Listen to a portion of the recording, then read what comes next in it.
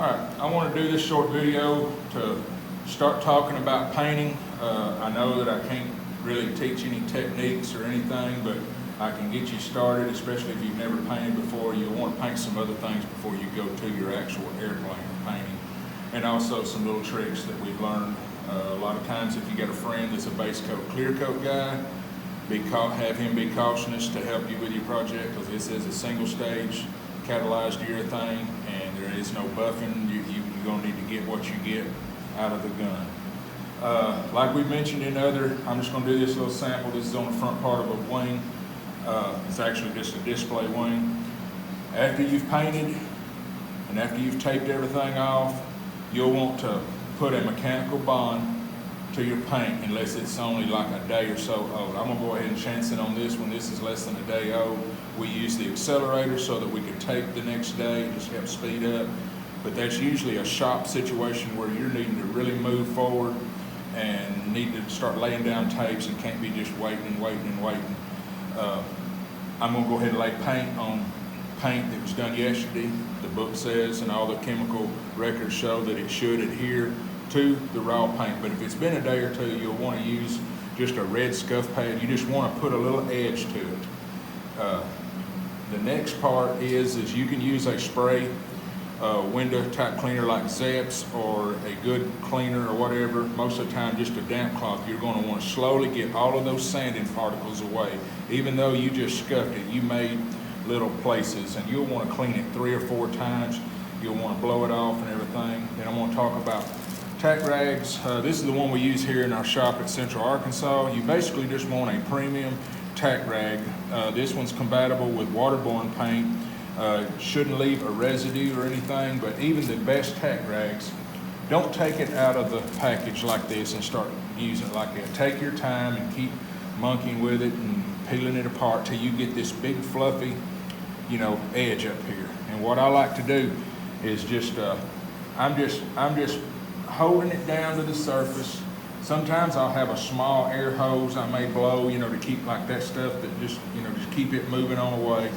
And when you're tacking, you're basically just kind of keeping it moving. If I come up here, if you've never been around a tack rag, it feels like it's waxy. And I can actually feel a grip on my finger, and that always concerns me. If I come up here and give a good hard wipe, or if I got a little spot or something, I say, well, I'm gonna clean that off. You don't do it with this. You mash real hard and you're gonna transfer that waxy substance over to here, and then the paint's just gonna beat up on it. I like to just keep it fluffy, and you're just basically, you're getting up trash. A lot of times I like to go ahead when I'm kind of done and come out on this part, because when you're spraying, you're gonna wanna do some blowing down and everything, because there's all kind of stuff laying up there. And when you start painting, now you're picking up more trash, and it's just gonna be a trash situation. I may tack rag it sometimes 2, maybe 3 times on a full wing, blowing it off in between. We'll have other videos from some other shops showing the way their paint booth is set up. You'll want to use a water hose. You want to get everything wet on the floor, and everything, wet in that sense, to try to keep your dirt down to its minimum. But at that point, you're going to tack rag down everything. At the point right before that, when you did this scuffing, you caused a little dust and stuff around the edges. What we like to do, when you're laying down the blue line tape, you can go down through here and rub that, and you think, well, I'm not gonna have any bleed through. This is something we just use, and actually it used to just be one of them swivel mirrors, and the mirror part broke and it left this little rounded top. Anything like that, what we like to do is, even though it's down, this tape line where it comes up, there is a little gap somewhere there that will bleed through. And what I like to do is take this and just hard rub that down into that little crease. Everywhere it goes over something, I like to do a little rub down to get that down in there. Or if you've got a tape line running this way and one running this way, if you think about it, if you looked at it really close under a magnifying glass, you've got the tape running this way and you got one coming up there. At some point, it's making a little bridge up on it, and there's a tiny triangle that paint can seep through. Everywhere you have a line intersecting, the one that's on the top, you'll want to rub that one in. And we have had times where we almost have a full feather scheme and have no bleed through by taking your time. Like I've mentioned in the other videos, there's no use in getting in a rush, rubbing all of these down, getting everything in a good, down position to where it has no creases under it. Like I mentioned in the hard deck, the floor videos where we're putting stuff on, I kind of jokingly told people before, when it gets below about 30, when it gets above about 30, 32 degrees, I start sweating. And right now I'm sweating.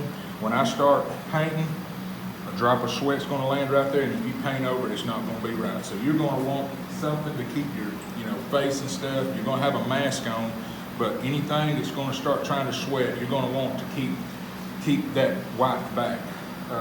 I'm gonna go ahead and get this tack rag off and everything, and then I'll start the video back up, and I'll just mention a little bit on the painting technique after that.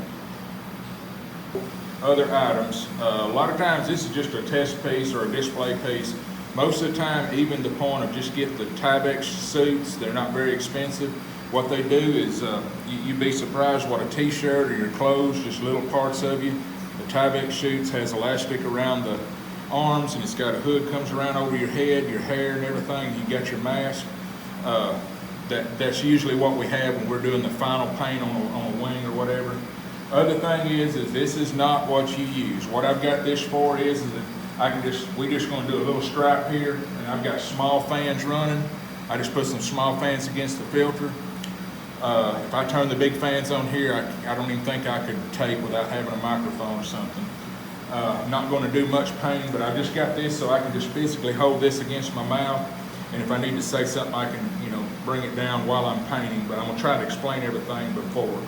Another thing is right before you get done and you know that you're not going to use your tack rag anymore, don't keep reusing these things. Use them once or twice, maybe keep them in a Ziploc bag in the paint booth if you're going to have 2 or 3 paint sessions. But what I like to do is go around everything. This is all overspray from here down, and if you touch it, it's kind of grippy, got a grit to it. Well, that is all just stuff that can fall in your paint. Get that all tacked as good as you can, and then come on your hose and get about 5 or 6 foot of your hose wiped off. Everything that's going to leave some kind of a residue, you'll want to get off before you start. The way a paint gun, when you got your paint set, you got your air flowing. All these people talk about having a regulator over on the wall and everything. If you've got a regulator on the wall and you set it at a certain pressure, as soon as you pull this down, it's going to go down. Some people talk about having a regulator here. I just usually have a regulator on the wall and set it up pretty high, and all of a sudden it shoots up here real high. Well, you're not painting right there. Now, we're going to have a whole video on paint guns and talk to some other paint shops, what they like and different things, but I just want to tell people, I hear so much on the forums and stuff that when I pull the trigger, it's going to come down to where I'm constantly painting. You don't want something that you'll set and set and set and you'll have that much pressure, because as soon as you pull the trigger, it's going to come down. You want the pressure while you're painting. This is a form of an HVLP gun, a VLP gun. It just runs a little higher pressure. We'll get into that on a whole video on paint guns. This is the Segola is what we like using in here in our shop. But anyhow, I'm going to, when you pull the trigger, you got air flowing. You don't want to, if you've never painted before, you don't want to paint like that. You want that steady going, and you're turning the paint on and off like that. If that is brand new to you, then maybe you need to back up and not paint your first wing, or you may have a little bit of a learning curve up about paint guns and stuff, because you're building a plane, maybe a $50,000, $100,000 kit plane that you want it to look nice. You did all this beautiful work. Your paint job is the only thing that people are going to see. They're not going to see them beautiful welds. They're not going to see them beautiful glue joints. They're not going to see all them wires tied perfectly under that ash. They're going to see the paint job. And there is nothing shameful about actually getting someone else to help you do your paint job. This paint gun, we'll get into, like I said, on another video on paint guns. We like this paint gun because instead of just a V, it actually is more of a tulip, flow out. What I like to do is paint about this high off, about 6 to 8 inches, And when you're painting, you know, you're gonna lay out that wide. Instead of coming to here, you know, you're gonna keep it kind of moving. I like to have a lot of paint flowing and have my gun moving a little fast. That's just where you get to where you see it flowing out. We'll get into another video on mixing of the paint. The book says up to a half part or up to a part. We like to go just a touch more than that, even up close to 2 on the primers, because it is a urethane paint and it needs to be thinned out so it lays out flat. This is our new Chisholm 3 paint, and I'm gonna take this to Oshkosh. This actually is 1 coat of white on our primer, and it covered completely. Now granted it was flat, you know, and I wasn't flooding it, but I mean, I did 1 coat, and I didn't put a second coat because I'm gonna show the coverage of the new paint. This is gonna be a blue part. You'll wanna hold your hose up. You wanna make sure you're not dripping sweat. If you start doing it like this, think of that fan. It's gonna be close here and far away. That's not ideal. It's hard to keep your mindset, but you want your gun to be like this. Because if you're like this, then you're hitting close, then you're breaking up, and you can get tiger stripes and all kinds. I like to hold that gun up at a 90 degree when I'm running and let off, but let the air still run, and then start back. And you're gonna have a little of this action. You'll get to want to do that. I like to hold this. I like to keep this just like I'm one of them computers at one of them places that build the cars where you're seeing them paint. They're not doing all of this. You're holding that thing. And at the end, sometimes I'll kind of fan up and come back into it. You know, that way you're not moving and just starting a spot. You know, you'll kind of fan out, and you get to where when you do this next section, you'll kind of fan onto it. If you're doing several coats, you may want to next time say, well, I'm going to make my break over here, because that little overlap is going to be just a little bit more paint to get good coverage. So sometimes I will maybe skip over here, let my gap, or I may come in and like on this one, I may go down the whole lane like this on the second coat, if I put 2 coats. So with that, I'll stop the video, and when I get my paint loaded up, if there's anything else I remember, I'll mention. If not, I'm just going to go ahead and do a few short runs of paint, and I'm not going to do much because on this video I'm just using an iPhone to do the video, and I don't want to get paint on it and get the room up. So I'll just do a few passes, and you just kind of see how it is. You can't teach paint over a video, but I mean, it's just, I'm going to do several different videos and different shops, you know, their techniques, what they've learned.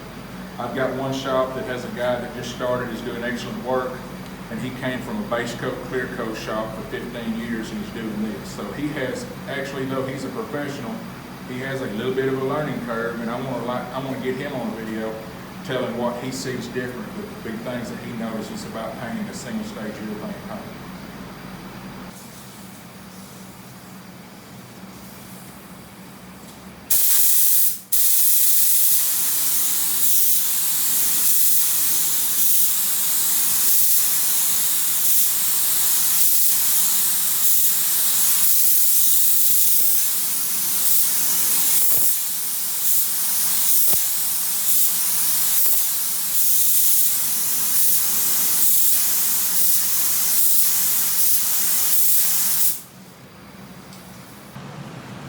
All right, we went on ahead and pulled the tape off while it was wet. A lot of times while it's wet, if you'll pull the tape, you know, back against the paint, if you wait very long, it starts catalyzing, it'll string, and you just go ahead and wait on it to dry. But we wanted to get this paper off because sometimes your overspray on your paper will actually bleed through.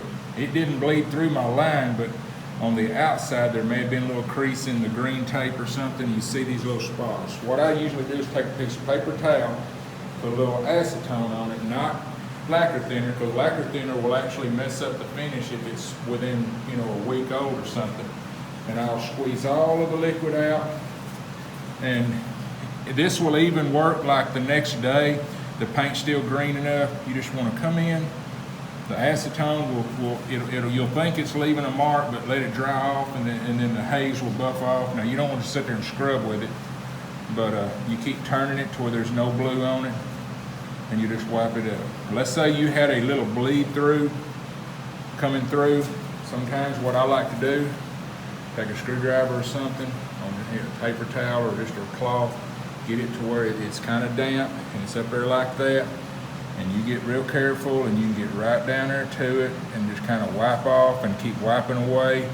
And then take the raw cloth and you know, you can actually, sometimes I can actually take the cloth and just fold it up there really sharp and just keep, you know, just have a fine touch and just come up there close to it. And you usually can just wipe right up to a line and it'll pull out onto the white and then wipe off. But that's basically, you can get any little oversprays. We're fixing to put red down on this. So just these little spots here that I've seen, I can hit those. But if you pull the tape dry, and even the next day, those little overspray fogs will still come off because the paint's still relatively green.